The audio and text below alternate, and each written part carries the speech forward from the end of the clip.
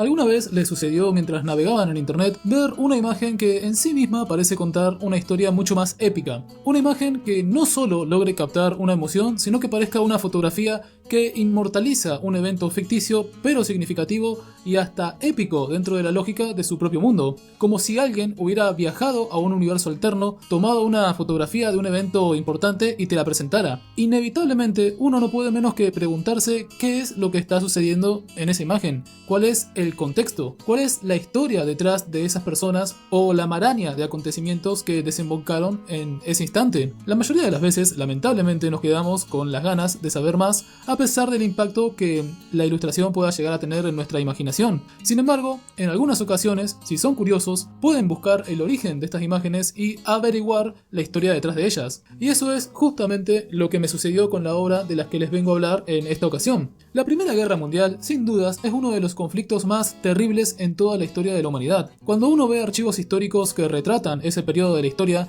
no puede menos que sentirse increíblemente acongojado frente al horror, la melancolía, la destrucción que algunas de estas imágenes transmiten. Es una especie de terror muy específico que nace de las implicaciones que surgen al contemplar la particular estética de todo el conflicto. Y uno de los factores que la volvió tan particular fue el momento histórico en el que se llevó a cabo, un periodo en el cual colisionaron viejas tecnologías y formas de entender la guerra con nuevos inventos y maneras de luchar. No es de extrañar, entonces, que haya contribuido a inspirar de una u otra forma a muchos artistas en algún aspecto de sus obras a lo largo de toda la historia. Y una de esas creaciones es muy particular y constituye el tema del que les quería hablar en este video. Se trata de un juego de mesa llamado Strange Crusade, que, como pueden ver por las ilustraciones que les estoy mostrando en este momento, realmente posee una estética única que en parte se debe a que logra capturar una fracción del horror de los combates de trinchera durante la Primera Guerra Mundial. Todo esto mezclado con imágenes fuertemente inspiradas en iconografía cristiana, católica más precisamente. El mundo de Strange Crusade es un mundo de sangre, barro, frío y humo, donde la muerte no es el peor de los destinos posibles. Acompáñenme en este video donde los introduzco en el universo donde está ambientado este juego de miniaturas y les explico por qué me parece tan interesante a pesar de que aún no está terminado, y qué es lo que lo separa de otros proyectos similares en mi opinión. Strange Crusade está ambientado en una línea del tiempo alternativa donde, en el año 1099, durante las cruzadas, unos caballeros templarios deciden traicionar a la iglesia luego de encontrar un artefacto maldito que los pone en contacto con demonios, quienes les prometen grandes recompensas que los embriaguen de placer a cambio de que realicen unos oscuros y degenerados ritos que les permitan crear un portal entre el infierno y la tierra, y ayudar a que los demonios de esta forma puedan apoderarse de este plano existencial. Luego de esta traición, que se conoce como la Primera Herejía, la iglesia y todos sus fieles son expulsados de Jerusalén, que se vuelve algo así como el centro de mando de los demonios, donde la realidad y el infierno se fusionan en un pozo degenerado de maldad y decadencia. A partir de ese momento comienza un conflicto que se expande por más de 800 años, donde la iglesia intenta recuperar Jerusalén y cerrar el portal maldito, a la vez que los demonios y los humanos que les sirven intentan invadir y conquistar todo el resto del planeta. Las fuerzas de ambas potencias se encuentran bastante parejas, por lo cual los terrenos cercanos a la antigua ciudad santa se encuentran totalmente devastados y desolados, cruzados de lado a lado por interminables trincheras, barreras, muros y cráteres. Nada crece en la tierra de nadie, e innumerables vidas se pierden para proteger unos pocos kilómetros de terrenos que pasan de un bando a otro constantemente a lo largo de los siglos. La línea de tiempo que crearon los desarrolladores de este juego es bastante detallada y sirve perfectamente para establecer el tono deprimente de esta realidad alternativa. Como mencioné, el combate entre ambas facciones se mantiene bastante parejo durante cientos de años, y esto se debe a que la carrera armamentista entre las fuerzas del infierno y las fuerzas del cielo evoluciona constantemente a un ritmo parejo. Ambas facciones, por ejemplo, desarrollaron un nuevo tipo de metal súper resistente, pero lo consiguieron de formas distintas. Por el lado del bando sagrado, este adelanto tecnológico viene de la mano de un santo llamado Eligius, que puede imbuir la luz bendita de Dios en los metales para crear aleaciones súper resistentes, aunque a un muy elevado costo. Las fuerzas del infierno, por otro lado, tienen acceso a metales que se extraen del mismo infierno. Estos metales son poderosos, pero al estar malditos corrompen a aquellos que los utilicen, provocándoles malformaciones y otro tipo de pesares. Usando estos metales, las fuerzas infernales logran crear un monstruoso cañón que mide más de 202 metros de altura, o, lo que es lo mismo, 666 pies. Así es como la tecnología lentamente va progresando de armamento relativamente humilde y primitivo, como lo son las espadas y las lanzas, a rifles, metralladoras y armaduras súper resistentes. Aunque las armas de combate de cuerpo a cuerpo nunca se abandonan del todo, ya que pueden estar imbuidas de poderes paranormales. Dentro de las fuerzas infernales, la mayoría de las unidades están compuestas por los Heretic Troopers, las fuerzas de asalto herejes. Los soldados gozan de muchos privilegios en las ciudades infernales, por lo que no es raro que muchos individuos intenten unirse a las fuerzas de asalto. No obstante, hacerlo no es sencillo, ya que el candidato debe completar un peregrinaje al portal infernal. Sin embargo, el fuego infernal es más intenso cuanto más se acerque el candidato al objetivo, quemando y desgastando tanto el cuerpo como el alma de los mortales. Aquellos que lo completen deben formar un pacto profano eterno contra Dios mismo y así poder blandir las armas infernales y portar las armaduras malditas. Entre las tropas de asalto se distinguen las unidades de infantería ligera y pesada. Estas últimas son capaces de cargar armamento de mayor poder y armaduras más resistentes, pero con la contra de que jamás se las pueden quitar debido a que están quirúrgicamente adheridas a su cuerpo. Los sacerdotes heréticos se encargan de comandar a estas fuerzas de ataque, y como rinden culto a algún demonio, tienen la capacidad de realizar distintos tipos de magia negra. Por otra parte, no solo se utilizan humanos en la guerra, las fuerzas infernales también tienen la capacidad de corromper y maldecir animales, y la bestia licántropa de la guerra es una de estas terribles creaciones. Se trata de un lobo que ha sido maldito para servir al infierno adquiriendo una forma humanoide. Es poseedor de una fuerza sobrehumana y se especializa en combate de cuerpo a cuerpo, destrozando a sus enemigos con sus garras, colmillos y su casco que posee una forma de cuchillas aserradas. Una de las unidades más misteriosas las constituyen las llamadas brujas de la artillería. Se trata de mujeres que están cubiertas de pies a cabeza y son completamente mudas. Ni siquiera se sabe con certeza si están vivas o si se tratan de cadáveres reanimados por algún arte oscuro. Se dedican a caminar silenciosas por el campo de batalla y provocar destrozos entre las líneas enemigas, gracias a su terrible habilidad de conjurar y lanzar enormes bombas, teletransportadas directamente desde el infierno al campo de batalla. Pero si hay una unidad que representa en su totalidad la faceta más degenerada y decadente de la facción infernal, sin duda son los coristas infernales. Quitarse la vida constituye uno de los pecados más grandes que se pueden cometer, y debido a eso, aquellos que lo hacen satisfacen en gran medida a los demonios, quienes a veces deciden regalarle a alguno de estos candidatos poderes extraordinarios. Los coristas infernales eran originalmente humanos que se dedicaban a adorar demonios y como prueba de su fe constantemente lastimaban e incluso mutilaban sus cuerpos, hasta que los más devotos finalmente reunían el valor suficiente para abrirse sus propias gargantas como parte de un ritual impío. Hacen esto con la esperanza de agradar a sus amos y obtener más poder. Sin embargo, la mayoría termina ardiendo en el infierno, ya que a los demonios les gusta traicionar a sus seguidores, obedeciendo su naturaleza maligna. Pero a veces les conceden el deseo a algún candidato. Aquellos afortunados, o mejor dicho, desafortunados, reviven de entre los muertos, terminan de decapitar su propio cuerpo y luego se dedican a servir en combate cantando oscuros salmos y les quitan la esperanza a cualquier enemigo que no tenga una fe inquebrantable en Dios. Las heridas de estos coristas adquieren la forma de runas cuyo significado es un misterio para cualquiera que no esté iniciado en las artes oscuras.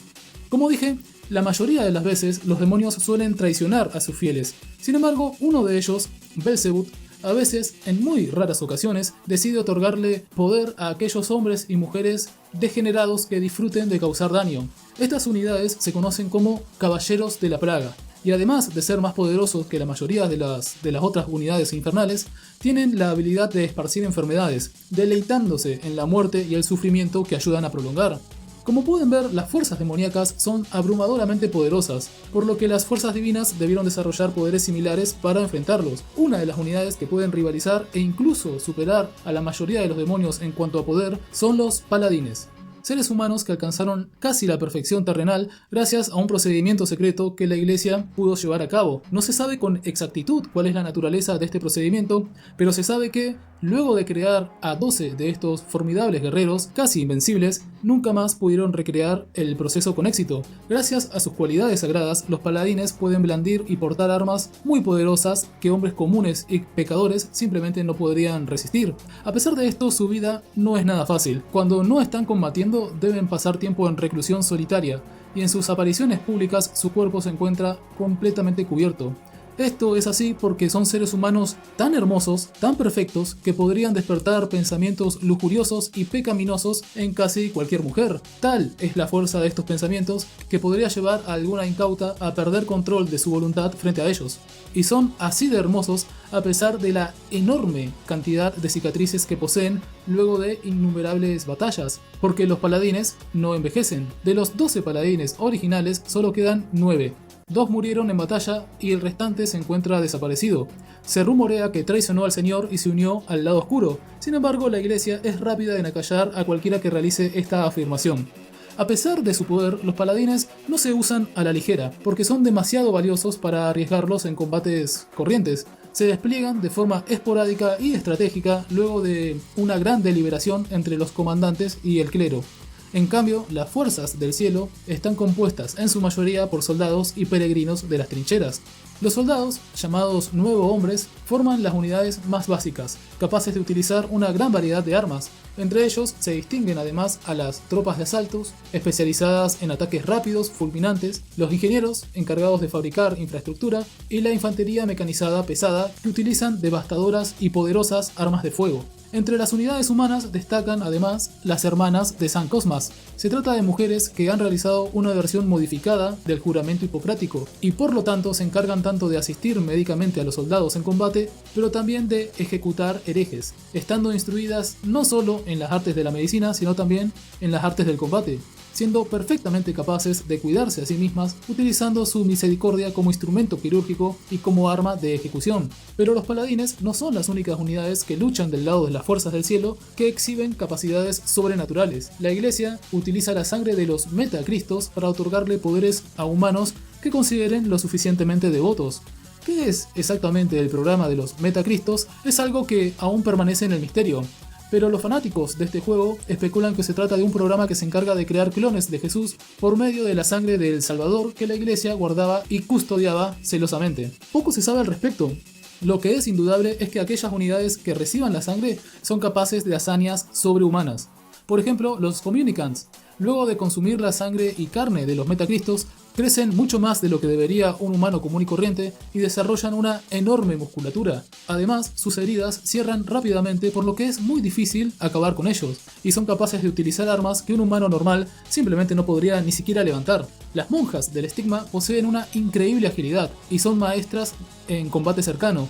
Su cuerpo manifiesta las mismas heridas del metacristo, del cual recibieron la sangre, pero lejos de debilitarlas, estas heridas parecen fortalecerlas en su fervor religioso. Acompañando a estas unidades suele haber otros líderes como los profetas, que sirven para guiar a los peregrinos de las trincheras, fieles de todas partes del mundo que desean expiar sus pecados, enlistándose y luchando contra las fuerzas herejes. Suelen estar acompañados de los castigadores, que se encargan de recordarles a las tropas el temor al poder de Dios, azotando a cualquiera que rompa filas y se atreva a ir en contra de las órdenes divinas. Como oscuro recordatorio, a veces cortan las manos de los menos fieles y las clavan en sus escudos, para recordarles a los demás el sacrificio del Salvador. De hecho, la apariencia de estas unidades me pareció tan cool que es lo que me impulsó a investigar más al respecto. De lejos es la que me parece que tiene el diseño más duro de todas.